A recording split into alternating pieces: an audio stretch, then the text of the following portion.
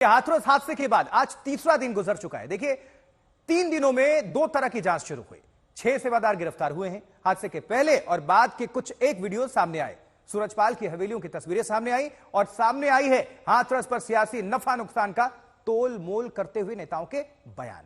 हाथरस हादसे की हकीकत और उसके नाम पर चल रही सियासत की बात हम करेंगे, लेकिन 121 लोगों की मौत के बाद इंसाफ के लिए कैसे आवाज उठाई जा रही है वो देखिए।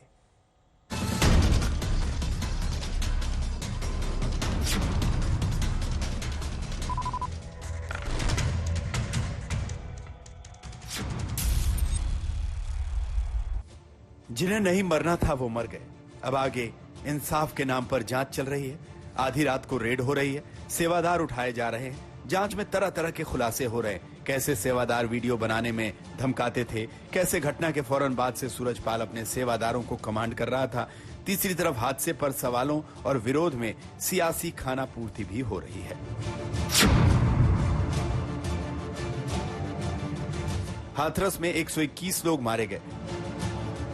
जवाबदेही सरकार की है, प्रशासन की है, पुलिस की है, आयोजकों की है या फिर प्रवचनकर्ता की है, यह कानून तय करेगा। लेकिन एक जवाबदेही विपक्ष की भी होती है जिसे सियासत तय करती है। और सियासत का रंग ऐसा है कि एसपी नेता नहीं गए, बीएसपी नेता नहीं गए, दिल्ली से राहुल गए। 121 लोगों की मौत पर पीड़ित परिवारों के दुख के आंसू पोंछने तक के लिए कोई भी सामने नहीं आया। यूपी में सबसे बड़ा विपक्ष समाजवादी पार्टी है, उसका एक बड़ा नेता पीड़ितों के घर नहीं गया। यूपी का दूसरा बड़ा विपक्ष बीएसपी है, उसका भी कोई नेता पीड़ितों के आंसू पोंछने नहीं गया। दिल्ली से सबसे बड़े विपक्ष का नेता हाथरस पहुंचा, वो भी देश की संसद में। नेता विपक्ष के नाते राहुल गांधी उत्तर प्रदेश पहुंचे तो पहले अलीगढ़ में पीड़ित परिवार के लोगों से मुलाकात कर उन्हें सांत्वना दी, भगदड़ के कारण जानने की कोशिश की, उनकी आवाज संसद में उठाने का दिलासा दिया। फिर हाथरस के ग्रीन पार्क में भी पीड़ितों के परिवारों से मिलकर उन्हें ढांढस बंधाने की कोशिश की। बहुत परिवारों को नुकसान हुआ है, काफी लोगों की मृत्यु हुई है, तो दुख की बात है। मैं इसको राजनीतिक प्रिज्म से नहीं कहना चाहता हूँ, मगर प्रशासन की कमी तो है जी, और गलतियां तो हुई हैं, फोन थोड़ा साइड करिए, तो ये पता लगाना चाहिए। और शायद सबसे जरूरी बात कि कॉम्पनसेशन सही मिलना चाहिए, क्योंकि ये गरीब परिवार है जी, और मुश्किल का समय है इनके लिए, तो कॉम्पनसेशन ज़्यादा से ज़्यादा। और मैं यूपी के चीफ मिनिस्टर से विनती करता हूँ कि दिल खोल के कॉम्पनसेशन। राहुल के इस पूरे दौरे, भेंट मुलाकात, सांत्वना, भरोसा, बयान, तमाम चीजों का हासिल इतना रहा कि राहुल ने प्रशासन पर सवाल उठाए, मुआवजा बढ़ाने की मांग की और पुलिस पर सवाल उठाए। वही सियासी खानापूर्ति जो हाथरस हादसे के बाद अभी तक सभी दलों के नेताओं के बयानों में दिखती रही है, वही राहुल गांधी के बयानों में भी दिखी। और जिन ज्वलंत सवालों से ये सियासत भागती है, उसे राहुल गांधी ने भी टाल दिया। सुनिए। भैया, आप मुझसे सवाल पूछते हो, एक बार बोलने दो, मैं जवाब देता हूँ, आप जवाब खत्म नहीं करने देते हो, मतलब क्या है जी? तो आपने सवाल पूछा है, तो जिसने सवाल पूछा है उसकी इज्जत कीजिए। जिस सबसे बड़े सवाल के जवाब का इंतजार पीड़ित परिवारों को है, उसका जवाब ना तो यूपी पुलिस देती है, ना यूपी सरकार देती है, और ना ही यूपी का विपक्ष देता है।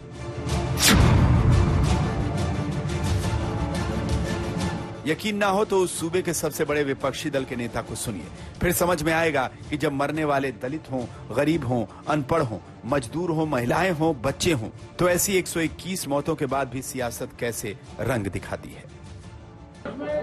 बाबा के ऊपर मुकदमा नहीं लिखा गया। देखिए, आप उस बहस को और मत छेड़िए।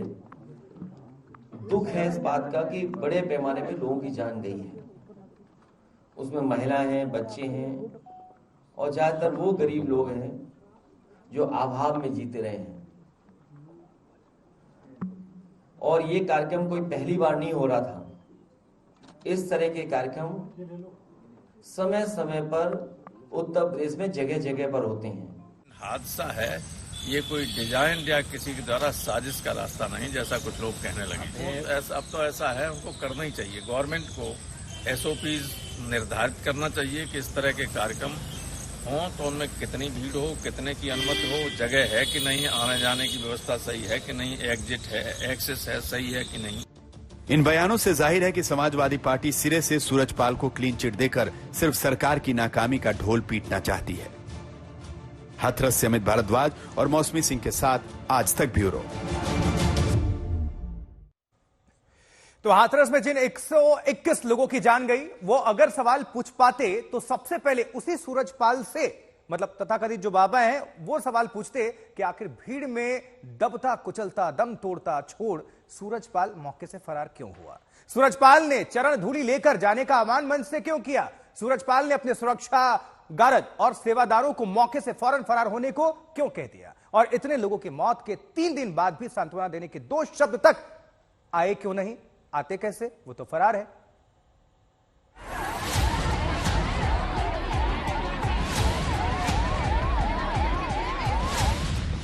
हाथरस में जो हादसा हुआ उसके पीछे चाहे कारण जो हो, जवाबदेही किसी एक की नहीं है। पुलिस नाकाफी इंतजाम के लिए जिम्मेदार है तो प्रशासन लापरवाही के लिए जिम्मेदार, आयोजक अव्यवस्था के लिए जिम्मेदार हैं तो सरकार अनदेखी के लिए जिम्मेदार। सबसे बड़ा जिम्मेदार जो पिछले 2-2.5 दशकों से अंधविश्वास का धंधा चलाता रहा, हैंडपंप के पानी से लेकर चरण धूलि और ईंटों से आशीर्वाद बेचने का बिजनेस करता रहा, उसकी जिम्मेदारी की बात कोई नहीं करता। हाथरस कांड के 3 दिन गुजर चुके हैं, मतलब इस देश में एक साथ 121 गरीब, दलित, महिला, पिछड़े बच्चों की मौत के 3 दिन गुजर चुके हैं। आपने 3 दिनों में 300 बयान सुने होंगे। हाथरस के हादसे के बाद पुलिस बोल रही है, प्रशासनिक अधिकारी बोल रहे हैं, नेता बोल रहे हैं, सरकार बोल रही है, विपक्ष बोल रहा है, लेकिन कोई ये नहीं बोल रहा कि सूरजपाल की जवाबदेही है या नहीं है। सूरजपाल पर एफआईआर क्यों नहीं? सूरजपाल की हवेलियों पर कोई सवाल नहीं उठाता, सूरजपाल की खामोशी पर कोई सवाल नहीं उठाता, सूरजपाल के लापता होने पर कोई सवाल नहीं उठाता। तब सबसे बड़ा सवाल उठता है कि आखिर यह कैसा सियासी खेल है कि एक ढोंगी बाबा जिसकी चरण धूलि के चक्कर में 121 लोगों की जान चली गई, उसके खिलाफ कोई एक शब्द बोलने को तैयार नहीं। यहां तक कि जिस पुलिस को कार्रवाई करनी है उसका क्या रवैया है, ये यूपी पुलिस के इस बयान से समझ में आता है। बाबा आपकी नजर में है सर? मैंने बताया विवेचना में अगर नहीं, विवेचना लगवा दो, बाबा आपकी नजर में है नहीं? अगर जरूरत पड़ेगी तो पूछताछ की जाएगी, आवश्यकता पड़ेगी, we will do in the course of investigation और कमेंट की जो है उनका रोल है कि नहीं है। एफआईआर के अंदर वो नेम्ड नहीं है, एफआईआर में रिस्पांसिबिलिटी आयोजक की होती है। यूपी पुलिस ये बताने को तैयार नहीं कि सूरजपाल से अब तक पुलिस का संपर्क हुआ भी है या नहीं।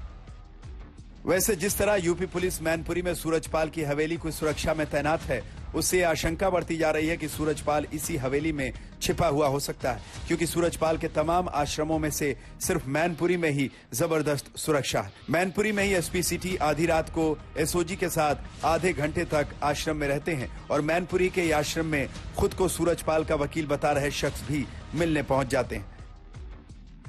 लेकिन ना तो पुलिस सूरजपाल को लेकर किसी तरह की कार्रवाई करती है और ना ही सूरजपाल के खिलाफ कार्रवाई को लेकर सियासत किसी तरह के सवाल करती है, और इसके पीछे जो वोट बैंक की सियासत है वो समझ में आती है। सूरजपाल के अनुयायियों में ज्यादातर दलित, पिछड़े, महिलाएं और गरीब तबके के लोग हैं। ये लोग उत्तर प्रदेश, राजस्थान, मध्य प्रदेश, हरियाणा और दिल्ली हर जगह बड़ी तादाद में मौजूद हैं और इस वोट बैंक पर सूरजपाल का प्रभाव होने का अंदेशा हर दल को है, क्योंकि सूरजपाल के बड़े प्रवचन सत्संगों में 2.5 से 3 लाख तक की भीड़ जुड़ जाती है। इसीलिए कोई भी दल या नेता सूरजपाल के खिलाफ खुलकर कार्रवाई की बात नहीं कर पा रहा।